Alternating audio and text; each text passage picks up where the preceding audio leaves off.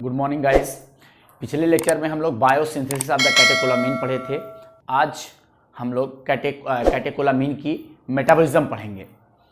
तो कैटेकोलामीन की मेटाबॉलिज्म देख लेते हैं। तो एड्रेनलिन, नॉरएड्रेनालिन ये सब जो है कैटेकोलामीन में आते हैं और ये बता चुके थे डोपामीन वगैरह कैटेकोलामीन में आते हैं। हमने बताया था कि जो OH ग्रुप होता है 3-4 पोजीशन पे होता है बेंजीन रिंग के, और CH2 NH2 और COH तो होता ही है। इसके अलावा OH ग्रुप जो होता है वो 3-4 पोजीशन पे होता है। तब जब एड्रेनलिन और नॉरएड्रेनालिन पर माओ एक्शन करता है, माओ होता है mono amino oxidase, mono amine oxidase, mono amine oxidase. जब ये एक्शन करता है एड्रेनलिन और नॉरएड्रेनालिन पर, इसको एपिनेफ्रिन भी बोलते हैं और नॉरएपिनेफ्रिन भी बोलते हैं, कंफ्यूज ना होइएगा। तो बनता है Doma 3,4 dihydroxy mandelic acid, Doma बनता है। जब एड्रेनलिन और एड्रेनलिन पे माओ एक्शन करता है तो डोमा बनता है। उसके बाद जब इस पे कॉम्ट एक्ट करता है, कॉम्ट है कैटेकोल ओ मिथाइल ट्रांसफरेज, कैटेकोल ओ मिथाइल ट्रांसफरेज। जब इसका एक्शन होता है डोमा पर तो बनता है VMA, 3-मिथॉक्सी 4-हाइड्रोक्सी मैंडेलिक एसिड, VMA बनता है। और जब अच्छा यही चीज जो है ये एंड प्रोडक्ट है, हमारा एंड प्रोडक्ट है। अगर पहले माओ एक्ट किया तो भी VMA बनेगा, और अगर पहले कॉम्ट एक्ट किया तो भी VMA बनेगा। बस ये है कि जो मिडिल रिएक्शंस होती है वो अलग हो जाती है। जैसे एड्रेनलिन और नॉरएड्रेनालिन पे जैसे कॉम्ट एक्ट करेगा जब, तो मेटानेफ्रिन और नॉर मेटानेफ्रिन बनेगा, और इस पे माओ एक्शन करेगा तो VMA बनेगा। सिंपल सा है एकदम, बिल्कुल। माओ एक्ट करेगा डोमा बनेगा, डोमा पर कॉम्ट एक्ट किया तो VMA बनेगा। एड्रेनलिन नॉरएड्रेनालिन पर कॉम्ट एक्ट किया तो मेटानेफ्रिन नॉरमेटानेफ्रिन बनेगा, और माओ एक्ट किया तो बनेगा VMA, 3-मिथॉक्सी 4-हाइड्रोक्सी मैंडेलिक एसिड। तो ये तो रहा एड्रेनलिन और नॉरएड्रेनालिन के बारे में। अब हम डोपामीन का भी देख लेंगे, क्योंकि डोपामीन जो है उसी कैटेगरी में रखा गया है कैटेकोलामीन में। तो डोपामीन में अगर देखते हैं, जब माओ एक्शन करता है तो डोपैक बनाता है, DOPAC डोपैक बनाता है, 3,4 dihydroxy phenyl acetic acid, 3,4 dihydroxy phenyl acetic acid. और जब कॉम्ट एक्ट करता है तो बनाता है HVA होमोवैनिलिक एसिड, HVA होमोवैनिलिक एसिड। लेकिन अगर डोपामीन पर कॉम्ट पहले एक्ट कर देता है, कॉम्ट एक्ट कर देता है तो एक ही स्टेप में रिएक्शन खत्म हो जाती है। कॉम्ट एक्ट करता है तो मिथॉक्सी टायरामीन बनता है। तो ये तो रहा मेटाबॉलिज्म का। बायोसिंथेसिस हम लोग पिछले टर्म में पढ़ लिए थे सब कुछ बायोसिंथेसिस के बारे में। तो ये रही मेटाबॉलिज्म की कैटेकोलामीन का मेटाबॉलिज्म कैसे होता है। कुछ इंपॉर्टेंट चीज और देख लीजिए, क्योंकि आगे ये सब आएंगे। तो एड्रेनर्जिक रिसेप्टर, जैसे एड्रेनलिन है तो वो किस रिसेप्टर से बाइंड कर सकती है, तो अल्फा 1, अल्फा 2, बीटा 1, बीटा 2। तो अगर अल्फा 1 की बात करें, अलग अलग जैसे स्पेसिफिक अगर एड्रेनर्जिक रिसेप्टर रहेगा, मतलब स्पेसिफिक कोई मेडिसिन रहेगी जो कि सिंपैथेटोमिमेटिक कैटेगरी में रखी जाएगी, तो वो अलग मतलब स्पेसिफिक जो है रिसेप्टर से बाइंड करके अपना एक्शन देगी। अगर वो अल्फा 1 पे बाइंड करती है तो ये हम जान लें कि अल्फा 1 होता कहाँ है, तो उसी अकॉर्डिंग जो है एक्शन आएगा। अल्फा 1 जो है जितने भी स्मूथ वेस्कुलर स्मूथ मसल्स होती हैं उसमें होते हैं, और प्यूपिलरी मसल्स होती हैं।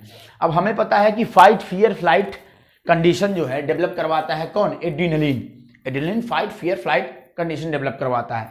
तो फाइट फियर फ्लाइट यानी उस कंडीशन में हमें पता है कि प्यूपिलरी मसल यानी प्यूपिल जो होती है वो डायलेट हो जाती है, तो ये प्यूपिलरी मसल पे काम करता है। इस पे अल्फा 1 इसमें है। और अल्फा 2 की बात करें तो ये मोस्ट एडिपोज टिश्यू में है, एडिपोज टिश्यू। अब एडिपोज टिश्यू जाहिर सी बात है कि जब हमें फाइट फियर फ्लाइट की कंडीशन होनी होगी तो उस समय क्या होगा, हमें ग्लूकोज की जरूरत पड़ेगी, हमें ग्लूकोज की बहुत ज्यादा जरूरत पड़ेगी।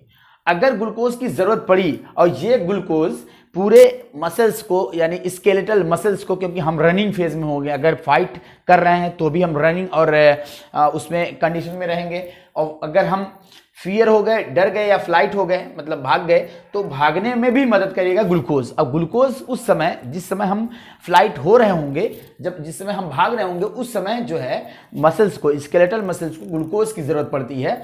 तो एक स्टेप होता है ग्लूकोनियोजेनेसिस। ग्लूकोनियोजेनेसिस। अगर एड्रेनलिन का सिक्रीशन बढ़ा हुआ है, मतलब फाइट फियर फ्लाइट की कंडीशन है, तो उस समय ग्लूकोनियोजेनेसिस भी हो सकती है। ग्लूकोनियोजेनेसिस का मतलब यह होता है कि कार्बोहाइड्रेट के अलावा किसी भी चीज से, चाहे प्रोटीन से चाहे फैट से, अगर एनर्जी लेते हैं, उसको हम कहते हैं ग्लूकोनियोजेनेसिस, यानी ग्लूकोज का formation from other than carbohydrate, उसको ग्लूकोनियोजेनेसिस बोलते हैं। तो उस कंडीशन में ये हेल्प करता है। तो एडिपेज, उसमें क्या होगा, फैट बर्न होगी, फैट बर्न होगी, और जब फैट बर्न होगी तो एनर्जी देगी, यानी ग्लूकोज बनेगा। उस प्रोसेस को कहेंगे ग्लूकोनियोजेनेसिस। तो अल्फा 2 एडिपोज टिश्यू में होता है, प्लेटलेट में पाया जाता है। तो प्लेटलेट का एग्रीगेशन में हेल्प करता है। एग्रीगेशन यानी जब भी ये हार्मोन एड्रेनलिन या एड्रेनलिन जैसा, अभी हम लोग क्लासिफिकेशन पढ़ेंगे सिंपैथोमाइमेटिक का, तो उस क्लासिफिकेशन में देखेंगे direct, indirect and mixed acting, 3 classifications हैं।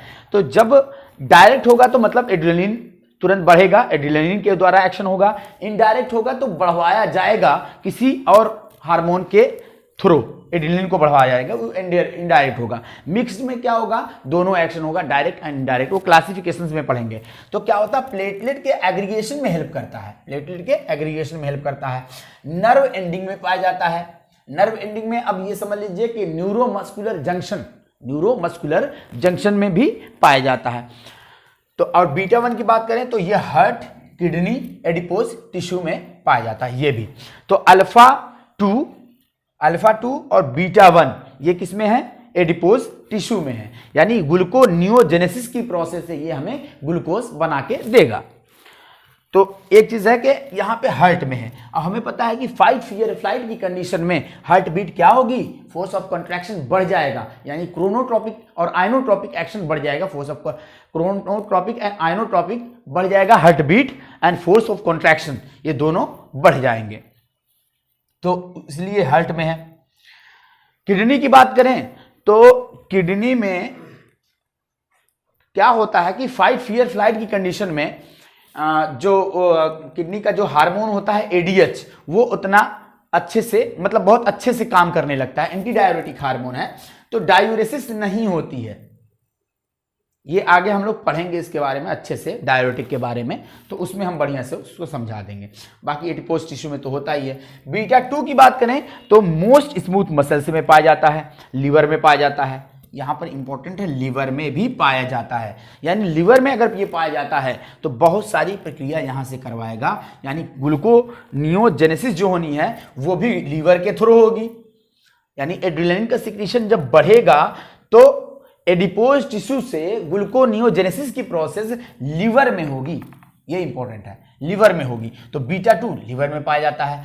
अब हम अलग अलग, जैसे डायरेक्ट एक्टिंग जो ड्रग्स होंगी, हम उनके बारे में पढ़ेंगे कि वो ड्रग्स किस पर काम करेंगे, अल्फा 1 पे काम करेंगे कि अल्फा 2 पे काम करेंगे, बीटा 1 पे, बीटा 2 पे, वो सब हम पढ़ेंगे आगे चल के। तो अगर वीडियो अच्छी लगे तो लाइक शेयर सब्सक्राइब जरूर करें।